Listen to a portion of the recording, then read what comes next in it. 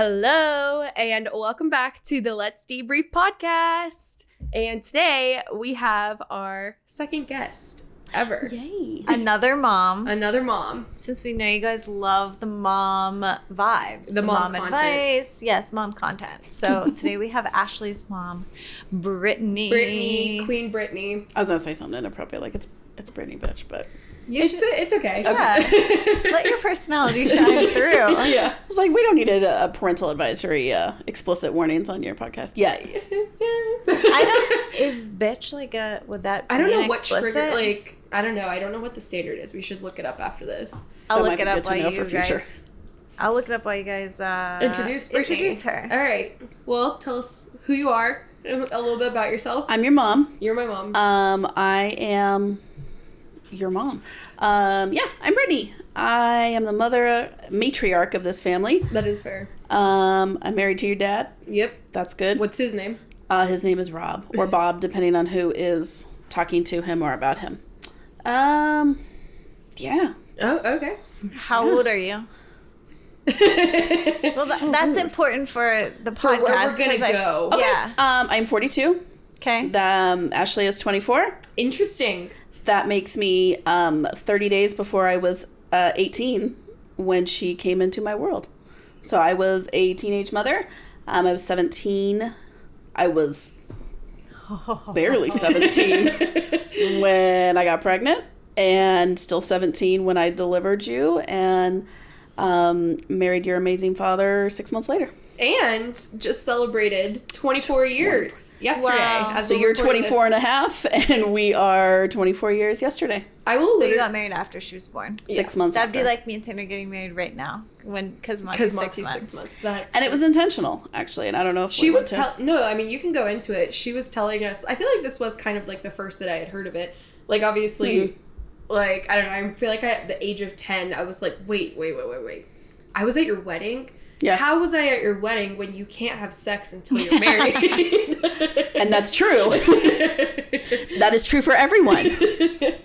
But It's illegal. yeah, don't break the law. But, like, I'm a rule breaker.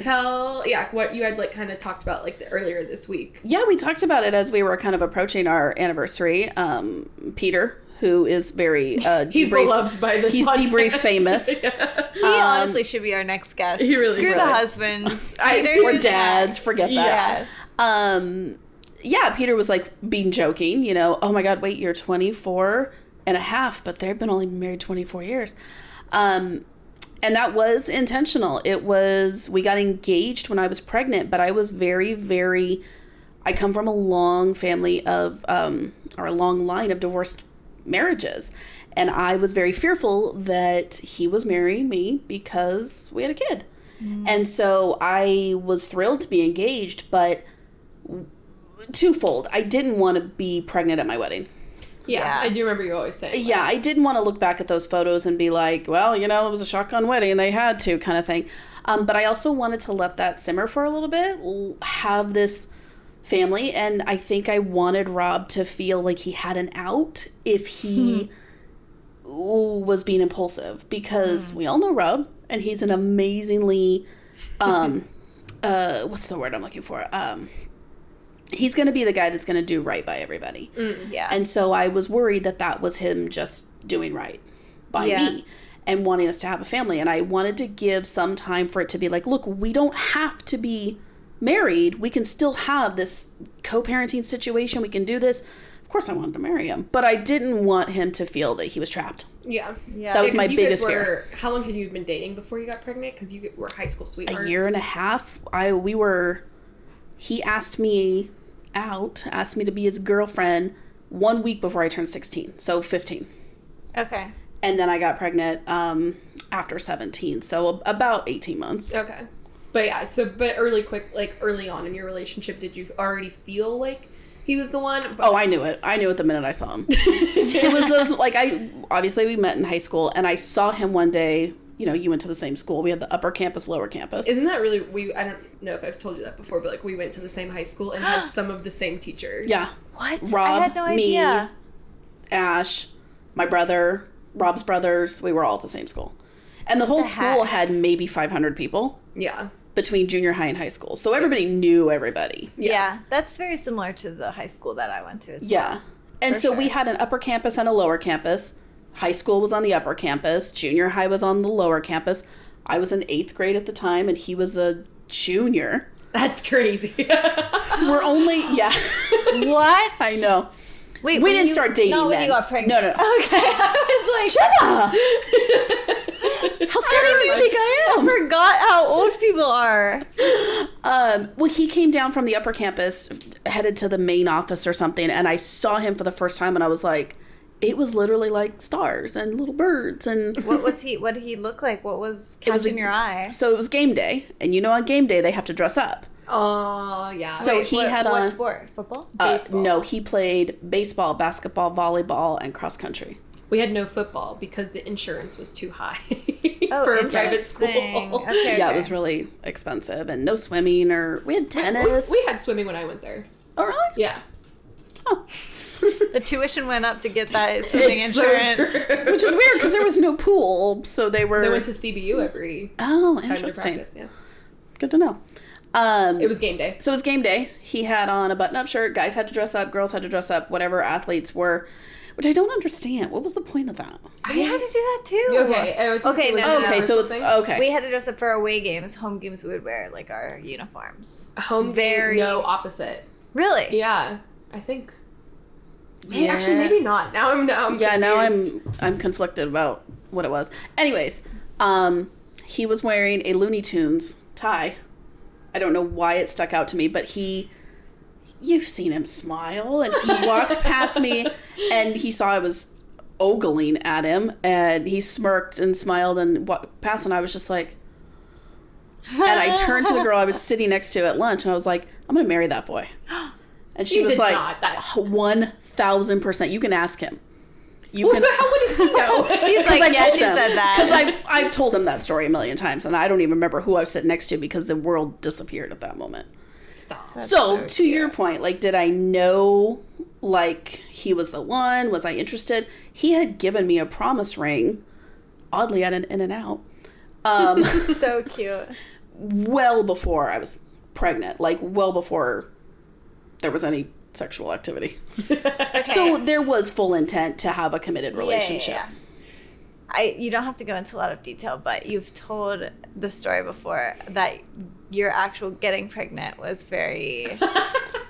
Do you want to tell that? If that is content you want out there, Whoa. Oh, are you just saying like what I've told you of like? Well, she told me at your bachelorette party. Okay. Well, you can say it. We'll leave it in or cut it out. Okay. We'll decide in post. we were both virgins. Yeah. It was the first time for both of us, and it was something we kind of got into, and then we're like, we shouldn't be doing this, and stopped. Nobody finished. Nobody knew we were that far along in the process of sexual intercourse, and we stopped what we were doing, and we, moved along, and 2 months later, I'm like, I haven't had a period in a while. And then just was like, shocking. there's no way. There's no way that encounter Yeah. produced anything but hormones. Like, there's just no way. Yeah. Went one more month, and I was still in full denial. Full denial. I was like, I would have to be Virgin Mary. There's no way. And it was actually... Did you know how sex worked? Because to be fair, to be Christian honest, schools do not provide you resources. I'm going to be honest, no. Like, there was no sex talk in my house. There was abstinence, and we didn't talk about it. So, no. And in private school, I had been raised in private school my entire life. No, there was no education. Yeah, I don't know if that's changed, but I feel like, Cole will always say, like, well, yeah, in, like, health class. And I'm like, health class wasn't a thing. It wasn't a thing. And even if it had been an option, I don't think most parents at that school would have even signed off to let their kids do it. Yeah, because why do you need to know about it? Yeah, you don't need to know. You're not going to sleep with anybody. You don't need to do that. That's against the law, as you stated earlier. It's illegal. You can't do it.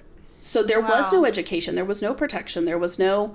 let's talk about it, which is exactly why we have always talked about it. I feel like, I don't think people have said this directly to the podcast, but I feel like having you on as a guest, they're most interested. Like, I feel like we have a lot of parents that are like, oh my gosh, like, what's your mom's, like, what was the the method, I guess, in like teaching you guys and talking to you guys about sex. Like, why are you so comfortable with it? And like, how do I implement that? So I feel like people are interested in like picking your brain about like that kind of stuff. It's something that I'm very, very open about, I think, because it shouldn't be taboo.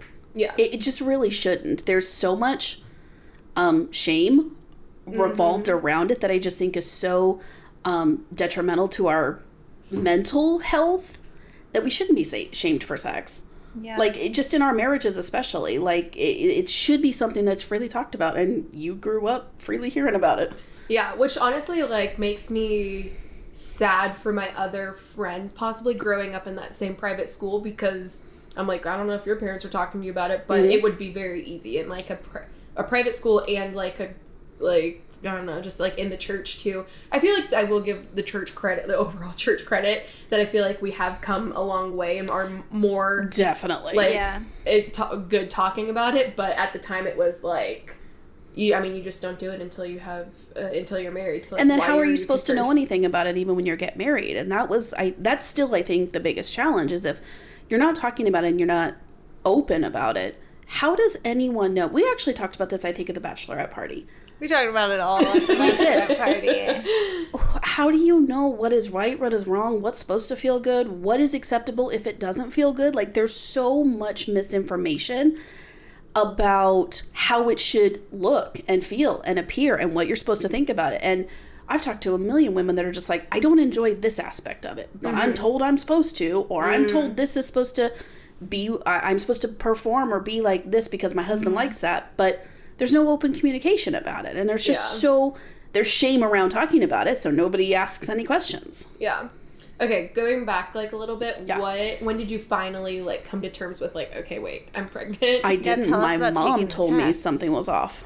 My mom said, something's up, because she would always buy, like, all the toiletries for the house, and she's like, you haven't asked for tampons for 3 months. Okay, wait, sorry. Before this, were you saying to Rob at all, like, I didn't have my period? Nope. Not even an iota of thought or anything. I was an athlete at the time, so I thought, well, maybe I'm just working out a lot, or I'm just, irregular. Just irregular. You're a teenager. Yeah. Okay, so your mom said you haven't asked for 2 months, and then... And she said, I want you to take a pregnancy test. And I was like, but that would be pointless, because I haven't had sex. Weight? Like... No. Interesting. No, I think you don't gain weight for a while, at least. I wasn't. I was only, I think I was exactly 12 weeks. Oh, okay. So were you 3 sick months. At all? Nope. I never got sick with either one of my kids. That's great. Yeah, never once. Little morning nausea, and then that would fade. Never threw up once. Okay, so she told you, So she forced me, she sent my stepdad to the store to buy pregnancy tests. It was a family affair. It was a family affair. Were you like, Mom, no? I was or like, did you oh say, no, I like, was so proud and confident that it was going to come back girl negative. In high school too. I was. So she was just like, buy the test. So you weren't I was like... so confident that it was going to come back fine, because there's absolutely no way that sexual interaction could have produced anything. There's just no way. Did you say to your mom, like, well, we had, like, food around? No, I said I haven't had sex, so it doesn't matter. Like, sure, I'll take the test, whatever. Okay. Arrogant mother effer that I was. Okay. And it came back positive, and my mom stormed out of the room, and subsequently didn't speak to me for 2 weeks. And how did you feel when you saw it? My heart sank. Like, I was just like, oh, hell, I'm a statistic now. Like, I am... my goal in my family, and I was a middle child, so stir up some shit and then try not to ruin your whole life. My goal was to not be the first fuck up, or try to break... Whoa, okay, sorry, maybe not the F word. Sorry. That'll get you an explicit. My goal was to not be the disappointment of the family. Yeah. And so in that moment, it was evident to me that, of course, my mom stormed out of the room. Yeah. And subsequently didn't talk to me for weeks, that I was the disappointment of the family. And so at a certain point, being the middle child, I was like, well, we're just going to lean into that then. This is our identity. This is who we are. Like I said, my mom didn't talk to me for 2 weeks, almost exactly. And that made me feel so ashamed of myself. Yeah. And so ashamed of just like, nobody's going to love me. Nobody's going to accept me. No one's going to appreciate me. Yeah. So, okay, that's just who I am then. Also, like, for perspective of, like, because our family dynamics are so interesting, where it's like, yeah, you have an older sister, and you guys are from the same dad. Mm-hmm. And then how old were you when your parents got divorced? I was 7 when they got divorced, and I was 9 when my mom remarried. Oh, okay. I didn't actually realize it was that quick. But then I guess then at that point, 4 years later, they had Christian. When you were, like, 13? Yes. Okay. Yeah. And then, it seemed like longer, but yeah, I know, you're right. I thought so too. And then at this point, Christian's only 5 years old. So there's like... My little brother is 5 years old, and now I'm pregnant with his niece at 5. He was 5 in our wedding. He was the ring bearer in our wedding, and he was 5, and Ashley was 6 months old. It's so weird because growing up, like, my aunts and uncles were all, like, old. Yeah. To me. Like, they were my parents' age or older. And then I remember when I started dating Tanner, finding out that he was, like, 15, 14, and he had nieces and nephews. I was like, how does that work? Yeah. Like, that's not allowed. Yeah. But yeah, that's so crazy. Okay, so how did you tell Rob? Oh, I don't think I've actually ever heard this story. I called him. Well, that was the day of pagers, so I had to page him. What? 911. SOS. It was pretty much like I think I sent a 411, which meant I have information. I still don't understand how pagers work. Think of it like a calculator screen. That's all you had. You had like 9 digits worth of screen to work with. Okay. And it could only be numbers. So you had like a calculator. Like, you can spell things out on a calculator with numbers. So we had our little codes of whatever. 411 was information. 911. 143 meant I love you. That was a song I used to listen to. 143. I love you. Yes. So that night he was a manager of Blockbuster Music, which That's I'm sure so nobody cute. even remembers or knows of. The cool thing about Blockbuster Music was you could open any CD and listen to it fully before having to buy it. Like, they had a whole listening station, and they would just take things off the shelf, open it. Anyways. Did you and him go there and, like, listen together, like, in the movies? Sometimes. They're bankrupt now, so. I paged him. He called. It was, late at night. He was closing the store, and I was like, so I'm pregnant. And he was like, okay. And I was like, okay, so he didn't question that. Oh, that's true. Because I feel like, don't wouldn't he be think like, we did you ever- sleep with someone else? Because that wouldn't, like, that, I didn't. no. I didn't do my part. Yes. Apparently he did. Apparently he did. Yeah. He never did. He never questioned it. He was just, and it would be interesting to get his perspective on that. He was like, okay, all right. And if you... Because at this point, he had already graduated, too. So he had graduated, and he was in his second year of college. Yeah. And I was a junior. Okay. In high school. So, he was like, okay, I'm quitting school. Like, he went into full, like, to-do list. I'm quitting school. I'll get a full-time job, because he was just working part-time while going to school full-time. And if you ask him, he says it was the greatest phone call of his life, because he was like, I wanted to be a family with you anyways. Like, I knew we were going to be a family at one point or another. Tears in my eyes. I know. I'm like, you're full of crap. And he's like, no, that was, I went home that night and told my parents. Wow. I was like, okay, well, they talked to you for the next 2 weeks. Mine didn't. That's really hard that your mom didn't talk to you, because, like, I can't imagine experiencing pregnancy at the age of 17 and then not having... I'm not going to lie. It was very traumatizing for me, but I grew up in a house of tough love. Like, it was very much, you're not going to do these things. And if you do, here are your consequences. And we stick to that no matter what. It was never... And that's just kind of how boomers were. Like, it was... I hate to say that, and I don't mean to be disrespectful, but... My mom is a completely different person now. Yeah. And I don't even say, like, what I'm saying out of disrespect. I feel like she would even admit to it. She would, I think. And I hope she doesn't get offended on this, but this is my truth, and this is what I felt. And so it was very much a tough love situation in our house all the time. And the way it was conveyed to me was this was the consequences of my actions. And I did feel very alone. I did feel very, like, Rob was my my rock. He was the only thing I clung to that made me feel like I wasn't a horrible, terrible person. He was the one that was like, we're going to have a beautiful family. This is wonderful. Yeah. And my mom came around 2 weeks later and was apologetic and was trying to find the best way to support me that she knew how. And so I see the struggle for her at that time. Like, now that I'm a little bit older, I can see where she struggled. I don't think I would have had the same reaction. But I can see, based on how she grew up, that's all she knew how to react to. Yeah. I guess, like, from there, so, I don't know if, like, we need any more on, like, the teenage pregnancy. I mean, I guess to your credit, like, you went on to finish high school. I did. I went to school. I finished my junior year pregnant. Wait, I have a question. Did you get bullied for being pregnant? So, I found out I was pregnant pretty close to the end of the school year. So I finished my junior year and nobody knew. Okay. I had a few very close friends who knew. Christy went with me to my first ultrasound. Tiff and Shannon knew. But I didn't tell, like, and I wasn't showing or anything in school.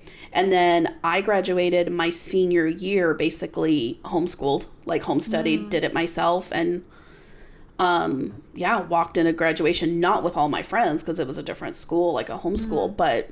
Yeah, because after that, you were in a private school. Were you still at Woodcrest when you got pregnant? No, I had been respectfully asked to not return. That was the second private school I was expelled from. She couldn't keep up the grades. No, I was, I was not a nice person. What do you mean by, like, not nice person? Were you bullying other people? No, I'm an empath, so I'm very... other pregnant girls. And then she was like, oh crap, now I'm one of them. Oh, you're 6 months, I'm only 3, so that makes you worse. No, I was not a bully to anybody, but I was definitely kind of a pot stirrer. I was the one talking in class. I was the one writing notes in class. I was always the one that was like, how many times do we have to talk to you about this? And I'm like, I don't know, how many times are there? Like, how many more you got? I can do this all day. Okay, so then you were at Ramona. I went to Ramona, and then junior year, got pregnant pretty close, or found out I was pregnant close to the end of my junior year. And then, finished independently my senior year. Nice. And then took 1 year off, went to college. Wow. Got pregnant with Lou. Before I started college. Unexpected? Oh, yeah, both kids were She completely was on birth unplanned. control. Yeah.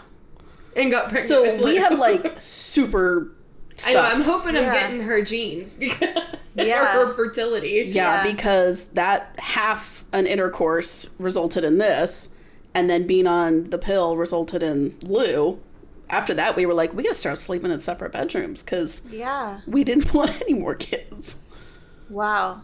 Isn't that insane? Shocking. So then fast forward, I'm like, because Lou and I are almost exactly 2 years Almost apart. Exactly, which means we're having sex consistently the same month of the year, apparently.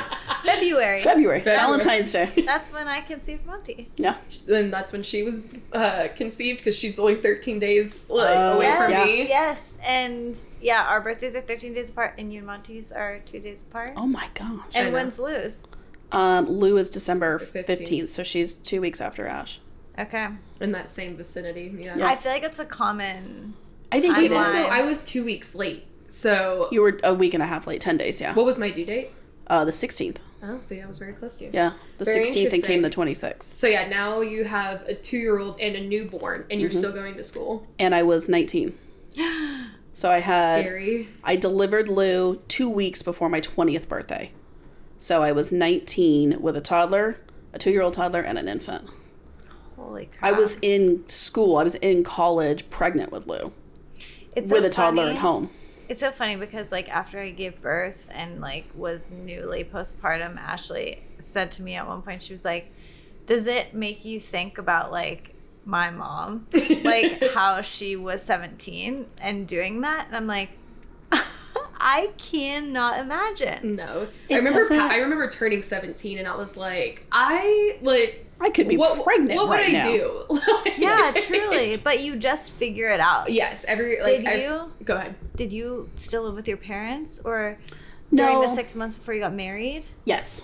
Okay. We never lived together. She was actually telling us this story last night. Yeah, we were talking about it last night at our anniversary dinner that Ash and I lived at home with my parents for, like, when she came home from the hospital. Rob then got an apartment of his own, and we were very... Here's the thing that cracks me up about us.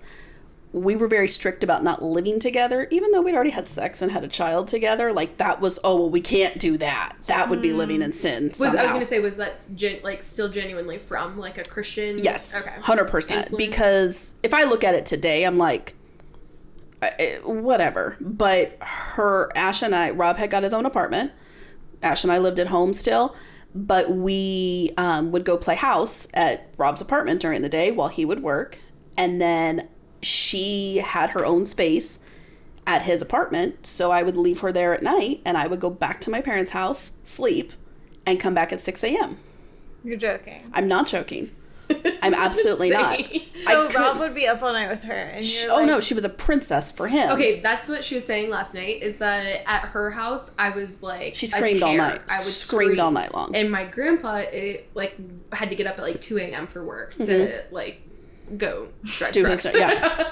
And so they were like, you have to like get her to calm down. Like, she needs to start sleeping. And so she was like, I'll just take her over to Rob's and like he can deal with her. And he had been at work all day, so she's like, this is your contribution. And then she would call in the morning and be like, so how was it? I would come over. I was over at like 6 a.m. Like I would leave his apartment at like midnight. I would go home to my parents' house and sleep, and then I was back at 6 a.m. Yeah, and then be like, how was she? Yeah, and he was like, she slept all night.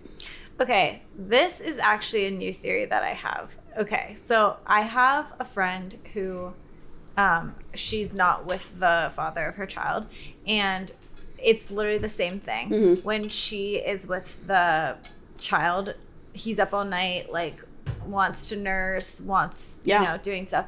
Then with the dad, they do the same situation. He sleeps in bed with the parents. But when he's with the dad, sleeps the entire night. Yeah.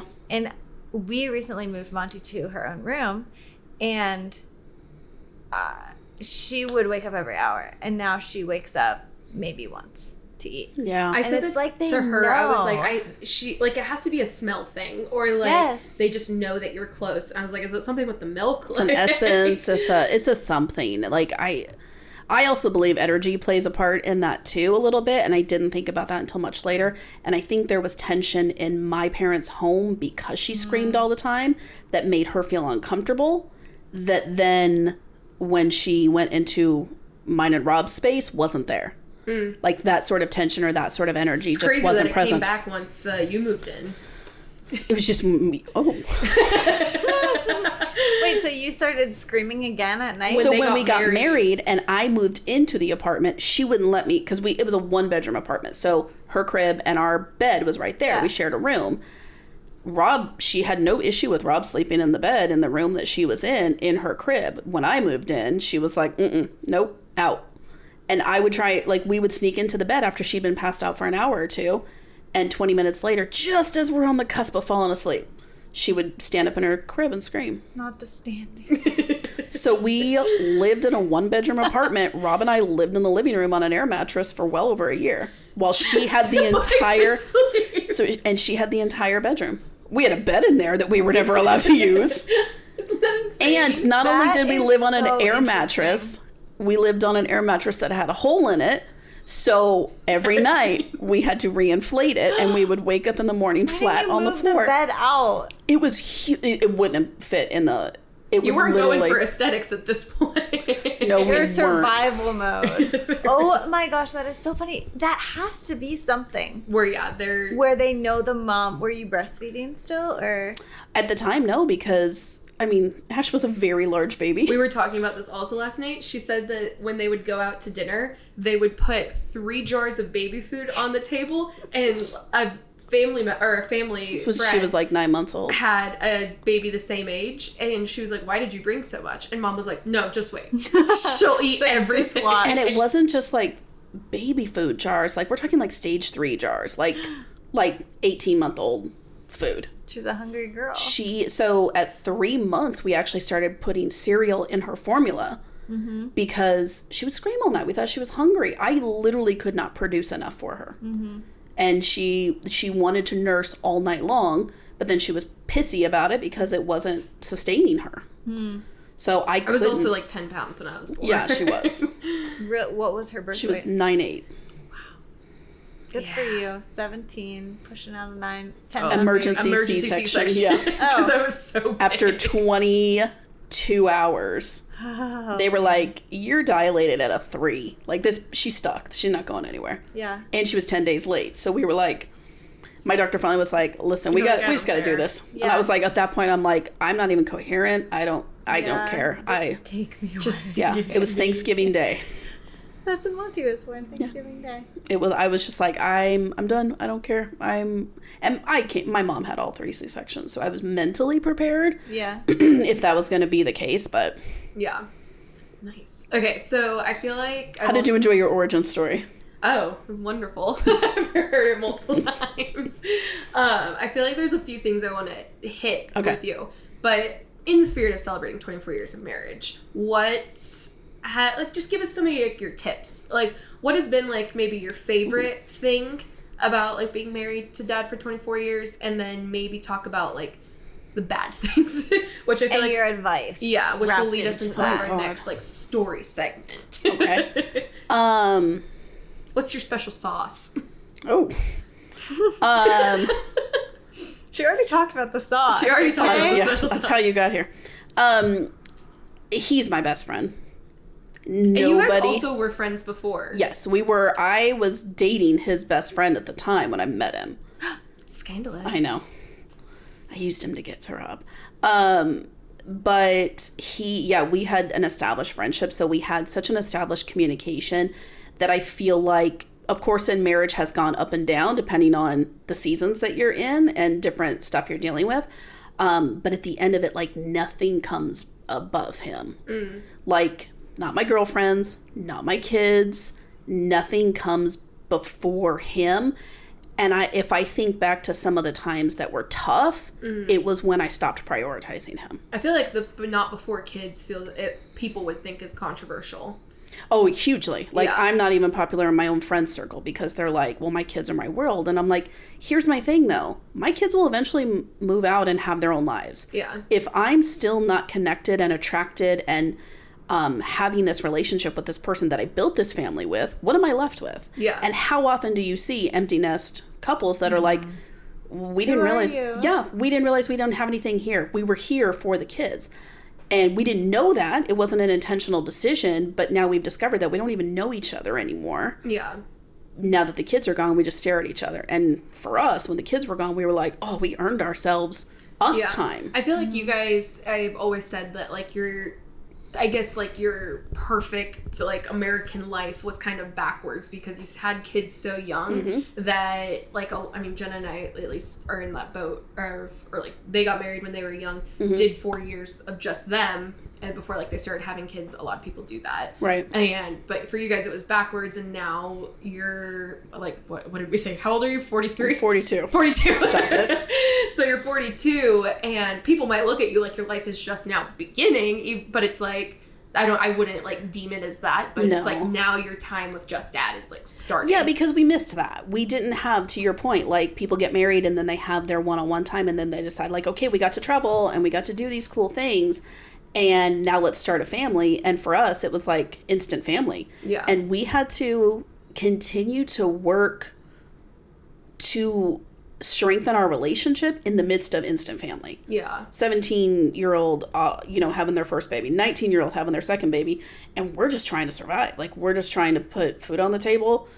Dad worked multiple jobs to make sure, we had everything we need. A whole episode on Rob and how he is just the ultimate guy. But I guess maybe in the beginning, like, how, I guess, being thrown into instant family, did you guys pursue each other? It feels like so Christianese to say, but, like, did you establish yourself as a couple and, like, as a married couple in those early years? I feel like this is going to sound so stupid, but I feel like it was just natural. Like, we we were so invested. Like, we wanted to know, again, not having that individual time, like that couple time early on, we intensely wanted to know more about each other. Like, we wanted to seek out, well, what makes you tick in this instance and that instance. And it was a lot of learning, like, okay, he is really big about the kitchen being clean. I could care less if there's dishes in the sink. But I'm big on laundry being done, like not living out of a basket kind of thing. And it was navigating and learning that while also changing diapers and bath time. But to me, it didn't, and this sounds cliche, it didn't feel challenging. Like, if I look back at my life, I wouldn't change a single thing. Even Lou being sick. I was going to say, we'll get into that later. Yeah, like, I wouldn't change a thing about that, just because it has made our relationship what it is. It's made my character who I am, and I like me. I'm very awesome. Secure in me. I am. Today, I wasn't 5 years ago. Yeah. But every single thing that we went through, every negative account balance, bank account balance, every bounce check, I don't know how we're going to get groceries this week, just created character. And we look back on those things now in our relationship and laugh. And we're like, wow, how did we survive? Yeah. He literally asked me yesterday, if I ever, when we were dating in high school and then having you so young, if I ever imagined our life would be as good as it is today. Like, did you ever anticipate this would be our marriage? And I was like, yeah. Oh. Aww. Of course I did. And he was like, really? I thought we were going to struggle forever. And I was like, no, I knew we would come out on top, and I know we would be successful, and I know we would be ever so in love. So yeah. He was like, oh, that's cool. He said, yeah, me neither. That's like, totally what I thought. It was That's totally what I thought too. Yeah, because I feel like, would you say, and we can get into it, Lou gets sick around you guys being married 7 years. 7-year itch. Yeah, she told me like later on that apparently it's like a thing. Have you never, the 7-year itch? Most relationships go through their like biggest challenges at the 7th year. Of marriage or relationship? I would have to say it's marriage, because I have seen in the past people that have been together dating 10 years, then they get married, and that 7th year is a struggle. I think it's a little bit different. Coming up on it. For us, it was a child being diagnosed with cancer. Yeah. Well, did you feel like from the first year of marriage all the way up till 7, it was still like it was just hit after hit? Or do you feel like you caught a breath like at all? Just because, I mean, yeah, Dad was going to school for his bachelor's and then his master's, and... It's funny you say hit after hit. I didn't feel hit. You didn't? No. Like, I just felt like everything was a season. So him going to school and working 2 jobs while also being in school and really not seeing him that much, I just knew was a season. Like, I just knew this is just for this time. And yeah, we fought off and on because I felt neglected and I felt alone at times, and I worked, part-time thing while taking care of you guys. Go? We had a family friend who watched you, and I worked part-time at Starbucks, 4 a.m. to noon. So just in the mornings, you guys were watched by a family friend, and then I was home with you the rest of the day. But he would go to his 8 to 5, and then he would go directly to night school. Some nights when he didn't have class, he was working a second job. Wow. Just to whatever. But I didn't feel, if I look at it now, and maybe it's naive of me now because I look back at my life as the perfect life, I didn't feel hit. I'm sure I did at the time, but it wasn't impactful enough to stick with me. That's insightful. Inspiring. So tell us about Lou getting diagnosed. Yes. What I will say, like, we'll just say here a little trigger warning. Yes. If you, maybe you could even speak better to it, but as a mom, but if you have a child, we're going to be talking about like childhood cancer and just being in that world. And so if you're a parent and that sounds a little too traumatizing, then maybe right now is a good time to log off. Or just fast forward pause, 5 minutes. Yeah. Yes. So take us through this whole process. So it really started, she was 4.5. That would have made you 6.5. And you guys were in like a preschool. I worked a full-time job at that point. Dad was working his thing. And for some reason, I only picked her up from school that day, or was both of you? Well, I would have been in like first grade. Oh, you would have been at, I was at RCDS. that's right. So I picked her up from preschool that day, and her preschool teachers were like, she's just been kind of lethargic today. Didn't eat much, not much of an appetite, no fever or anything, but just kind of quiet. And I'm like, okay. And I strapped her in the car seat, and I'm looking in the rearview mirror, just looking at her, and she's not looking herself. And you just kind of get that mother's intuition. And I was like, something's just not right. And she kept saying, it hurts right here. It hurts. And I was like, okay. And I had been in nursing school, so I immediately was like, maybe she's got a virus. Maybe I immediately went to appendicitis. She's pointing to this specific region. So. Can you even get them that young? Oh, yeah. Oh, really? The appendix is a mind of its own. Oh, interesting. Doesn't discriminate on age. I guess so. So we took her to urgent care. Urgent care says, she's clammy. She's got this pain she's talking about. We don't have a CAT scan here. Very well could be appendicitis. But here's something for pain, for her potential fever. If she doesn't get better in a couple hours, I would take her to the ER. So we went home. She sat on the couch. She didn't want anything to do with anything. We made her chicken dinos, which is her favorite meal on the planet. Didn't want to eat. And almost exactly 2 hours later, I told Rob, I said, we need to go to the ER. Something's just not right. So we took her to the ER. They triage her and they say, yeah, that sounds about right. Looks like appendicitis. Let's get her a CAT scan and we'll go from there. Cool. It's now Are you still, sorry, this is I guess maybe not important to them, but are you still in Riverside at this point? Mm-hmm. Okay. Yeah. We're in Riverside. I was 24 at the time. Oh my gosh, that's how old I am right now. Yeah. That's crazy. So it's now 1 a.m. in the ER. Me and her snugged on this, triage bed in the emergency room, and they do her CAT scan, and we're just waiting for the results, waiting for radiology to come back. And this poor sweet little intern, bless his little heart, came in, and he's trying to tell Rob what's going on. And I kind of poked my head up. I'm like, what's up? And he's like, yeah, we're just going to go ahead and admit you. And I was like, admit us for what? I can take the admission. What are we being admitted for? Well, there's a mass. But your doctor will be in the morning, and ran. And I was like... In the morning. Not in a few minutes? No, it was 1 a.m. They were like, we're going to admit you. We'll get you into a room, get you comfortable in a bed, and your doctor will be in the morning. Your regular pediatrician.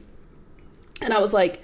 And he's like, he said mass, and then he ran. And I was like, that was probably the worst day of that kid's life. And I was like, a mass of fluid, a mass of... Literally, you just left me for 6 hours for my mind to race. So we get admitted. One parent can only stay. Rob has to go home. Pediatrician calls first thing in the morning.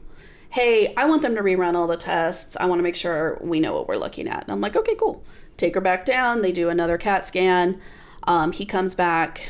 Now he's in person and says, so what they did was they found a tumor. It's about the size of a softball. It's probably been there by the size of it at least a year. Oh, I actually didn't know that. Yeah, that's crazy. It's been there at least a year. And then I was like, well, how is that even possible? We haven't seen symptoms. And he's like, I got to be honest with you. The symptoms she's exuding based on what they see have nothing to do with her actual tumor. It's just a virus and it would have passed. And we never would have caught it.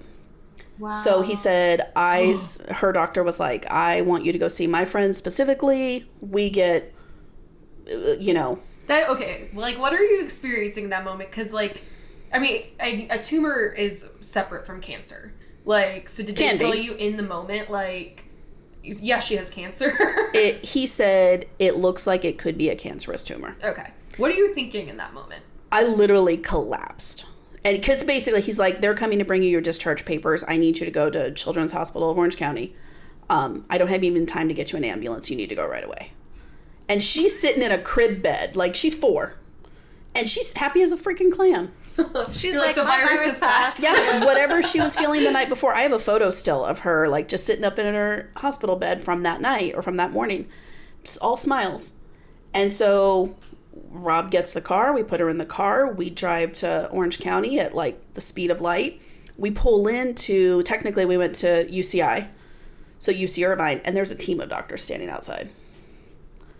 They're Waiting like, for you. EKBERG family?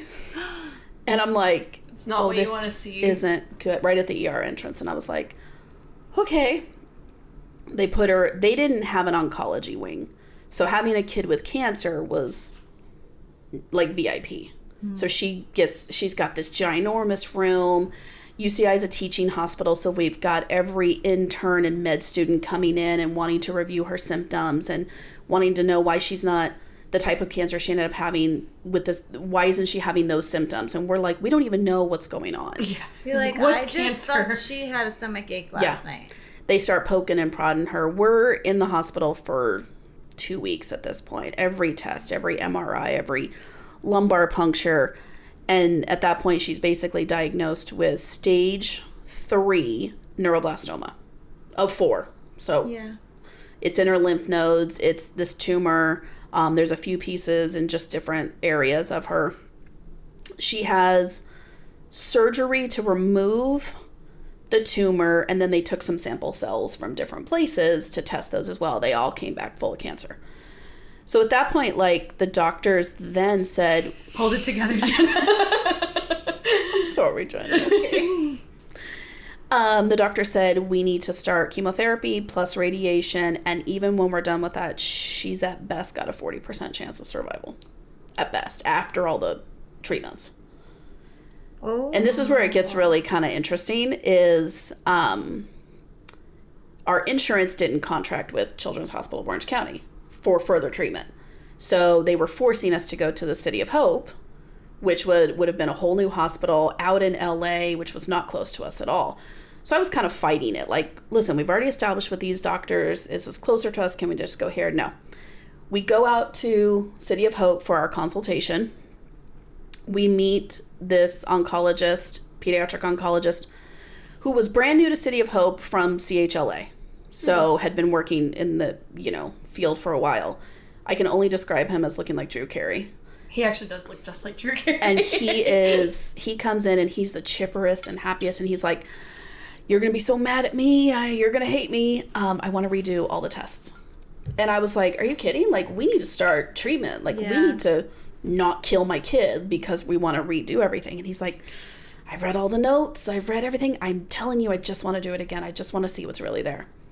Reluctantly, I'm like, fine, let's do this. Let's do this quick. Let's get everything going. So the next couple days we do spinal taps, and they're checking the bone marrow and MRIs and PET scans and CAT scans. And all her scans come back 100% clean. Not a highlighted area, not a cell, not a anything. And he's like, 2 cryings back to back. 2 crying. He's like, she's not cured. Like, you're never really cured. It could always come back and it could always resurface. We can give her 1 round of chemotherapy if that would make you feel better, to make sure we've got it all. But then you open her up to a whole nother host of issues with chemo. And I was like, well, if it was your kid, what would you do? And he was like, I know this sucks, but I would just play the wait and see game. We will test her every month. We'll test her blood levels. We'll test her urine levels. We'll CAT scan her every 6 months. And if something, relapses, we'll catch it like right away. And it's been 17 years. I mean, she had surgery though. Well, yeah, I touched on that. She said that. Oh, you did say that? Yeah. Oh, I didn't hear that. She had surgery before we got to City of Hope. Oh, okay. She had surgery at UCI. And the other people were like, yeah, she's probably gonna die. And then you go to the pretty same much. hospital.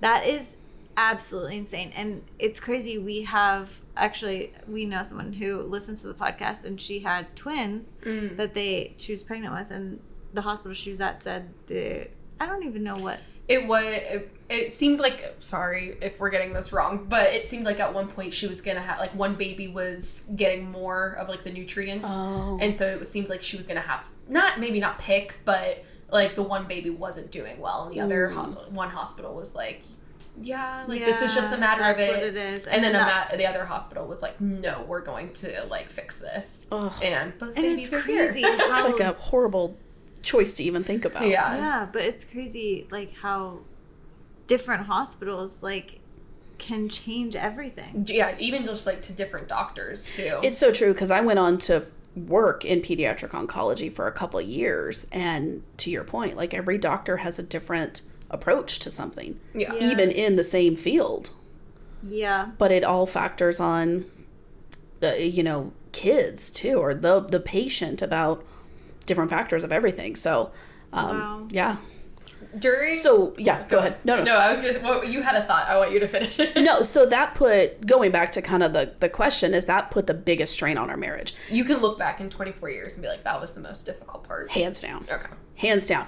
And because what I did in that time is I prioritized Lou over him. Mm-hmm. And Which I don't think anyone would blame you for. I don't even blame myself for it. She's like, I'm not apologizing. No, I see it so clearly, as if I was watching our different fights and interactions in an out-of-body experience. I can vividly remember certain things of just being like, I don't have time for you.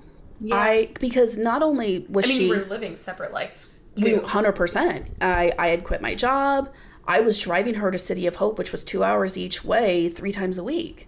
How long was the whole process from the diagnosis to when they said she's good?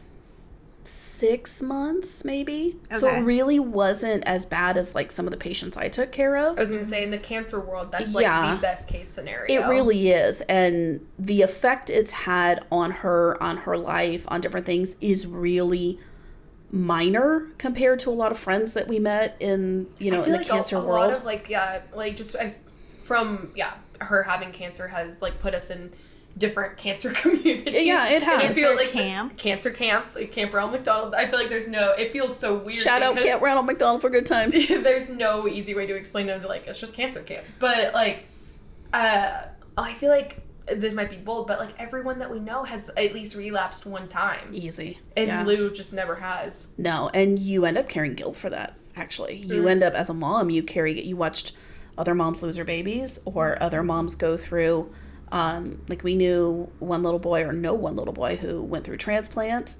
and like bone marrow transplants, and still has effects. I mean, it's been 10 years since he had a transplant, but still has effects from the chemo, from the radiation, from the transplant. And I look at my perfectly healthy, energetic, and physical, 22-year-old, and I'm like, I have guilt. Mm. I have guilt that I have a healthy child been a part of a community where most of our friends didn't survive. Yeah. We lost a lot of, my mom friends lost a lot of children. You guys lost friends. And I have guilt that I have a healthy kid. And especially when I was working in pediatric oncology, when I was working at a hospital, I had so much guilt from like, I would go home to Lou and just hug her. Yeah. Like, because I was taking care of sick kids all day long. And you're like, I know how you feel. And they're like, so you went through this exact scenario, and you're like, no. And that's the thing. I stopped telling people that I was part of the community after a while, because I had to, it was a hard reality for me that each diagnosis was very, very different. And even if it was the exact same diagnosis as Lou, it wouldn't have the same outcome. Yeah. So when do you feel like you guys like bounced back or like recovered from like that period of life? A year after she was diagnosed, we ended up in therapy, which... For the first time? Yeah. Wow. For the first time. Do you feel like it was still like taboo then? It's definitely not as much now. I did. Yeah, because at that time you were only in therapy if you were on the verge of divorce, or you were breaking up, or you had main struggles. And we did, to be totally honest, but I would go to therapy today. Yeah. Like, we have nothing really to discuss, but I think I loved therapy, not at first, but today I would go just to discover more things about myself, or to be a deep thinker, or just talk to him about anything, or by myself. Yeah. Therapy is so, to your point, like, it's not as taboo, but it still holds kind of a shadow stigma. That it shouldn't. Yeah. Okay, so you ended up in therapy. For every single week for a solid year. 52 weeks. Wow. That's a lot of money. It was expensive and it was exhausting, but it was there that I discovered personally I had to work on me more than our actual marriage. Mm. And I had past traumas. I had like stuff from like childhood that I had never dealt with. So it was a full year of marriage therapy, and then that turned into a full year of Brittney's therapy. Brittney gets It's to nothing go better. by herself. Yeah, it was nothing better than your therapist is like, so I think next week it should just be you and me. And I'm like, why? He's the problem. Yeah. This isn't about I can me. drive him here if you need him to sit here, but it's not me. Oh, that's funny. Cool. I have a question. Okay, go ahead. This is kind of pivoting. But I am wondering, and I feel like a lot of our audience is also wondering. So we talked about how you've been very open about sex with your kids. Mm-hmm. How did you introduce it in the first place? And how, like, what was the age? Were they asking? Like, how did it come about in the first situation?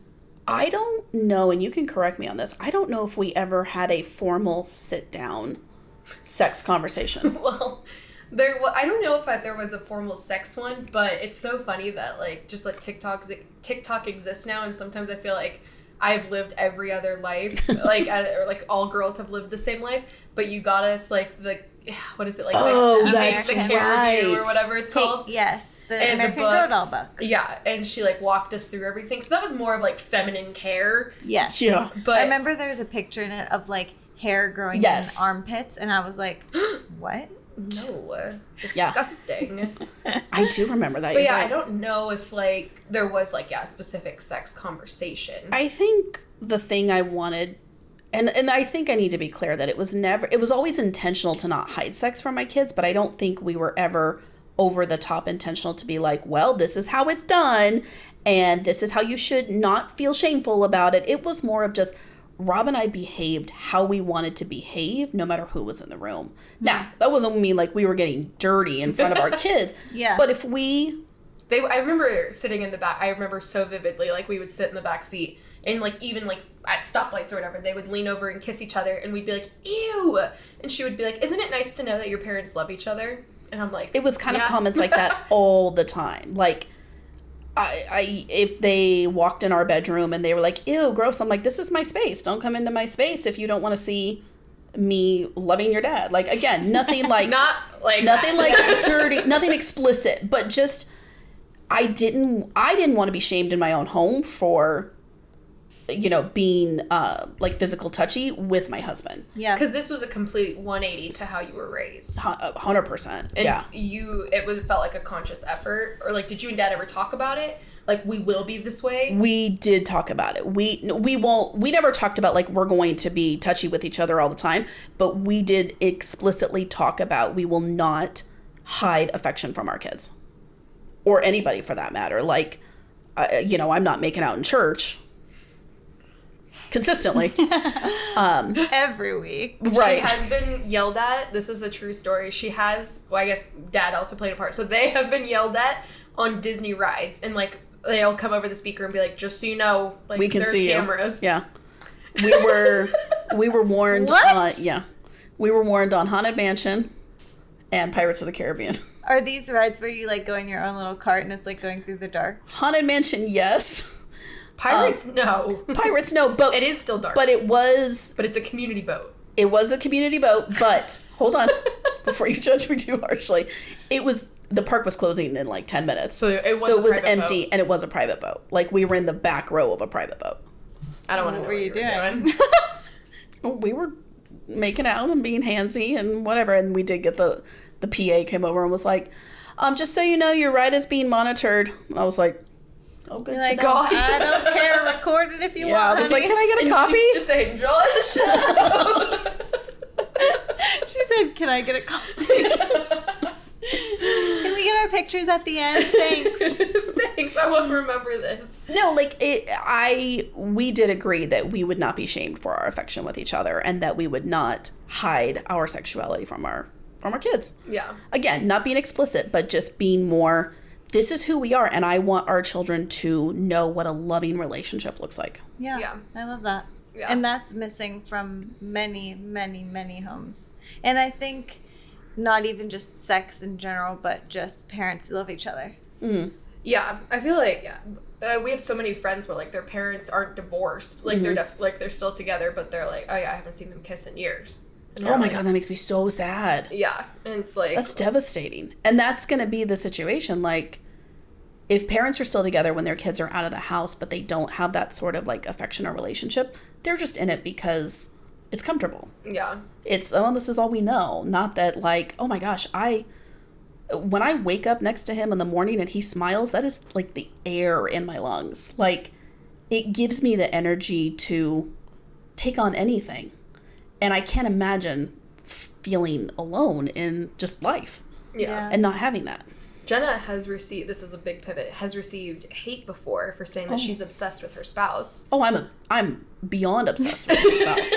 No, I think spousal obsession is okay. I think it's 100% okay, and I don't get the shame around that. I don't. It's the people that are saying aren't obsessed with their spouse. So yeah, like it has to be. Like, I mean, I have girlfriends that are like, I don't understand. I have close girlfriends that are like, I don't understand how you're so.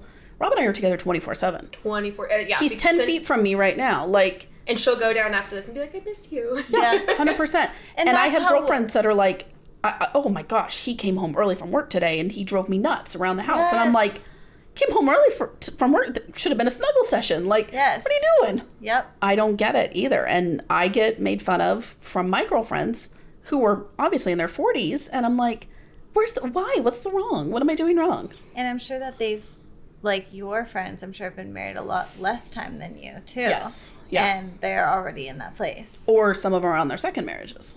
Wow, that's hard. Yeah. Okay, I have one more question I want to ask. Yeah. And then we'll popcorn questions. Yes. How did you, like you said before that you were prioritizing your marriage over your kids, how like practically day to day would you do that? That's a good question. That is a good question. It meant weekly date nights no matter what. Like Thursdays were date nights. It meant you guys need to be okay with us leaving the house tonight because we are prioritizing each other.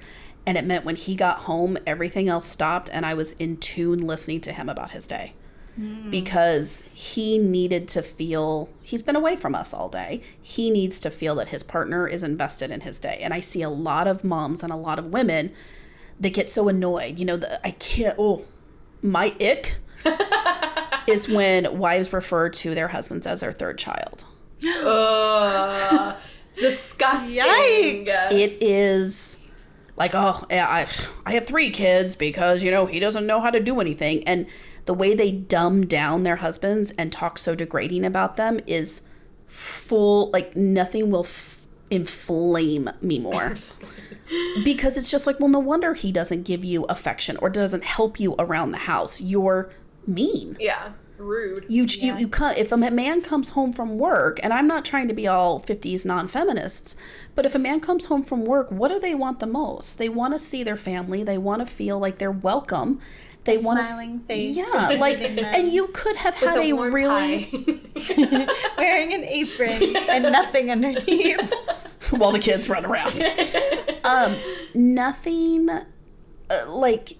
You can have a crappy day. Like, no one's telling you to fake it and be like, how was your day, dear, while you're crying inside.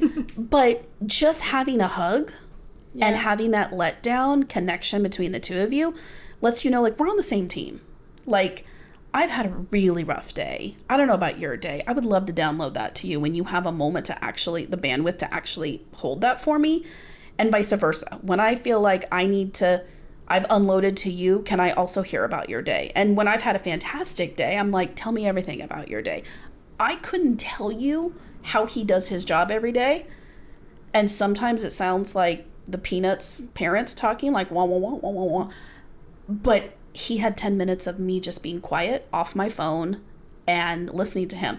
I couldn't play it back to you. I had no idea what he said.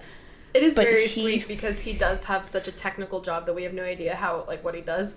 But he'll be like, oh, and then Bob said this. And you're like, and he said that last week. And I'm just like, how do you know these things? It's the little things, the little nuggets that I try and hold on to. Whereas like you have to listen, you have to invest. What would you say to someone who, because a lot of people write in about this, who like their husbands would not reciprocate that for them if they were doing it? Yeah, that's a good question. That is hard because I do have friends that are in that type of situation. And to me, that's therapy. Like there is I'm trying to think of the word. There's kind of a hereditary upbringing that I think trains men a certain way to either come home and turn on the TV and zone out and just go like, I need me time. And they don't they don't understand the effect that has on the woman who, again, it's the opposite now, is the woman's not feeling prioritized. Yeah. You don't care about me. You don't care. You're not invested in me. And that's when the disconnection starts to happen. And the wives are like, well, I'll just talk to Bill at work because he's invested in me. Bill. And those emotional affairs begin, or those physical affairs begin, because, and then the men are all surprised. Like, why would my wife cheat on me? I provide financially. Oh, we have a beautiful home. She drives a luxury car. I don't understand. Well, you didn't ask her anything about herself. Which sounds so, like, yeah, when you lay it out like that, it sounds like all you had to do was ask her how she was. Just invest. This is the person that you All you picked. had to do was bring home a special drink from work. That's all you literally had to do. But it sounds so easy, but at the same time it is. Like, you want to look at a guy and a girl. Like, you want to look at both spouses and say, this is the person you chose. Yeah. Why are you not still choosing every day? Yeah. Why today are you just like, I don't care? Like, just because you bought the cow and the milk is there doesn't mean that you shouldn't still nurture the cow. Like, why would you assume that now they're in your house and you guys are a family, that it just works? Yeah. Yeah. Like, somehow, I feel like, and we talked about this, like, maybe in, like, the marriage episode, but, like, you, like, when you came home from your honeymoon, you're like, I just expected to become a wife. Yeah. Yes. Like, somehow, like, this wife material would come over me, but you're just like, oh, wait, no, I have to work for it. I feel like that with being a mom. I waited for that mom-like material to come over me. I feel like being a wife was easy. And I don't know if that's just because I'm so addicted to him and obsessed with him. He's my drug. It's dangerous. I know that's getting cut. I overdose, yeah. But I struggled finding my momism, like my mom gene. And I felt like it took me a long time. That's shocking. Really? Yeah. I feel like, I don't know. I mean, I guess I don't remember a lot of, like, early years, but I feel like it's always... You were just screaming the whole time. I was just screaming my head off and damn eating sure. food. Give me my jars, woman. I just feel like I feel like it came naturally to you. But on that point, someone asked us, like, how, like, because, I mean, as one of your daughters, I feel like we have an incredible relationship. Mm-hmm. What's your, like, parenting secret sauce? I actually think that's more of a question for you. Ah. Like, honestly, I did what I felt like there was a shift in me about 10 years ago. That I felt like when you were younger, I was an angry person and I was a yeller. Oh, yeah. And I was, I was, but I grew up in a yelling household. And when I started to see the traits in myself that I remember in my household, and again, no slight on my mom, she was a different person. When I started to see those traits is when I went back to therapy, because I was like, why am I angry? I don't want to yell. And Rob's not a yeller at all. Yeah, I mean, it's different, I feel like, with each gender, like with kids. Yeah. And, like, I've talked to friends that are parents too, but, like, typically with girls, mom is the bad cop. Always. And dads are the good cop. And so Always. I would remember, like, I got in trouble at school for cheating.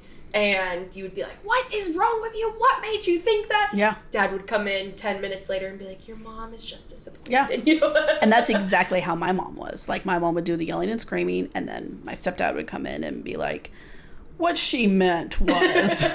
what she was trying to say. That's what she said and all that? So I didn't feel like I had a calming shift until about 10 years ago.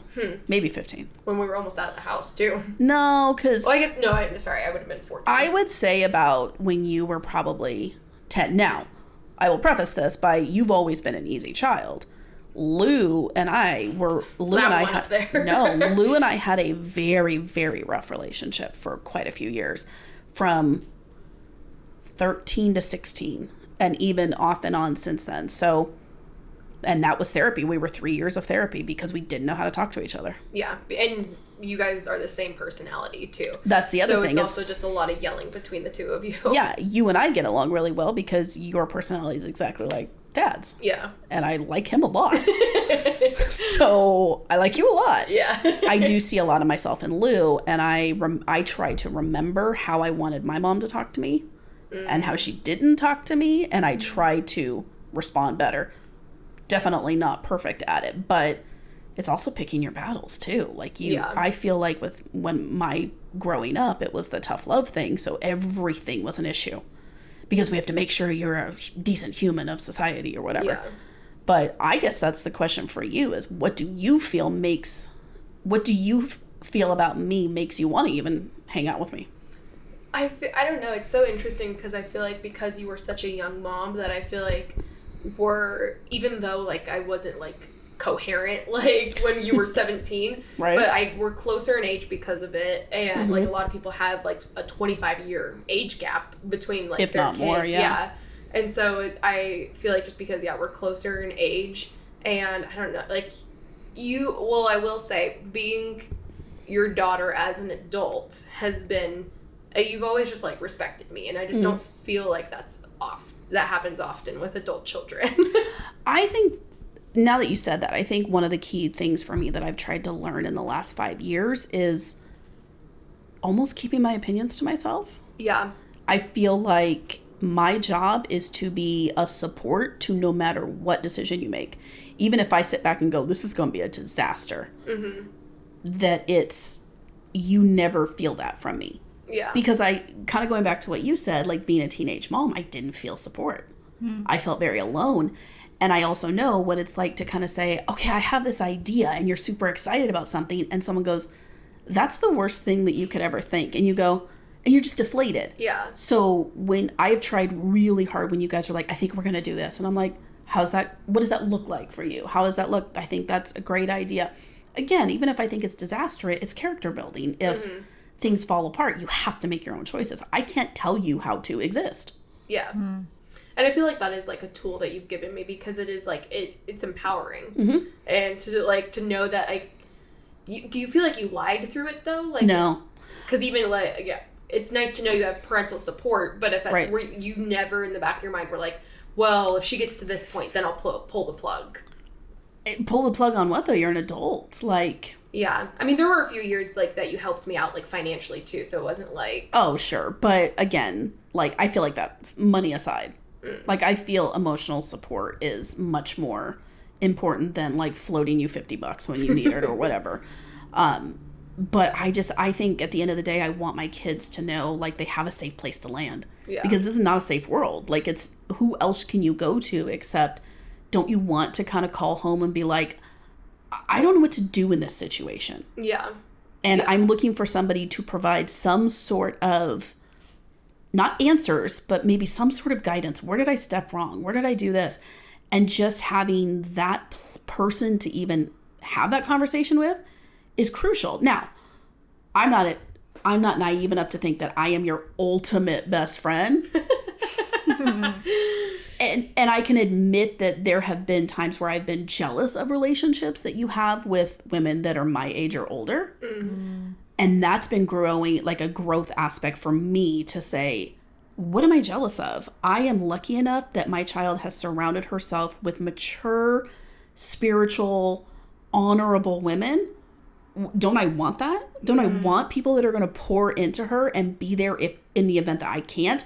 Or provide something completely different than I provide. Which is such an incredibly mature outlook to have on it, because a lot of women could just be like, well, I just hate that person because they've stolen time away from my daughter. I mean, and I felt like that. Like, there have been times where I have been jealous of Heather or Katie or Jenna.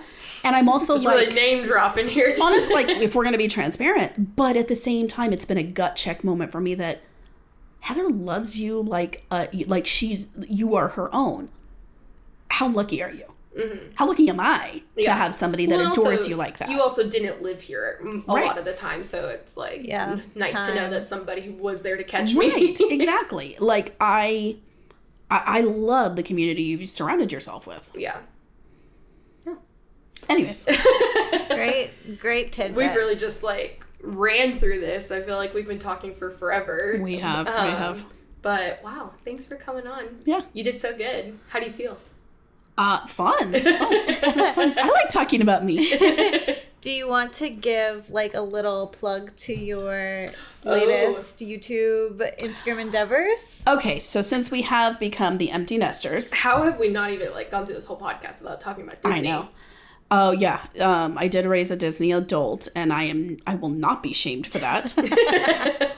I don't know the audience feelings on that. I know your feelings on that. I honestly, she's come around. I've come around, but I do think that it's a lot more common to be a Disney adult than I've said this before. I was raised not allowed to really watch TV.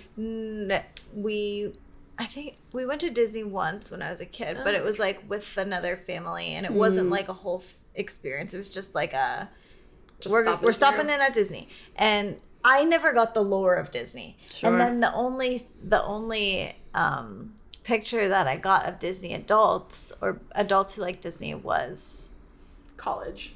Well, but like there was always just like weird like people who were really obsessed with Disney, and so my brain, no, there's I didn't know that there were normal people that just enjoyed Disney. We live amongst everybody else, and especially obviously with the rise of social media, I see like normal cool people who love Disney, and I'm like, okay, this is there's more a lot normal. of us out there. Yes.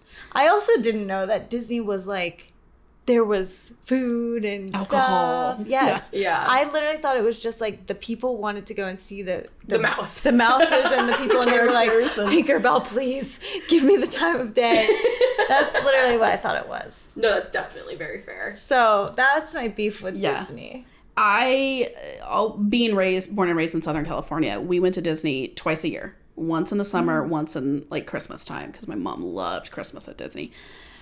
And so it was just kind of built in me. My grandfather lived right down the street. So my mom was a Disney adult or a Disney kid, and then kind of raised us that way. And then we kind of doubled down with the kids, and we didn't hardly go on family vacations because we spent most of our money at Disney. Yeah. We lived, at the time when you were small, we lived about 45 minutes away, an hour away. And we would go like twice a week. And that's awesome. Everybody had annual passes, and we would go sometimes for 2 hours, sometimes for a full day. Yeah. And it's the best. And we've had probably some of our best family memories, family fights, family conversations. And part of why Disney for me as an adult is so important to Rob and I both is when we got married, 18, had a 6-month-old.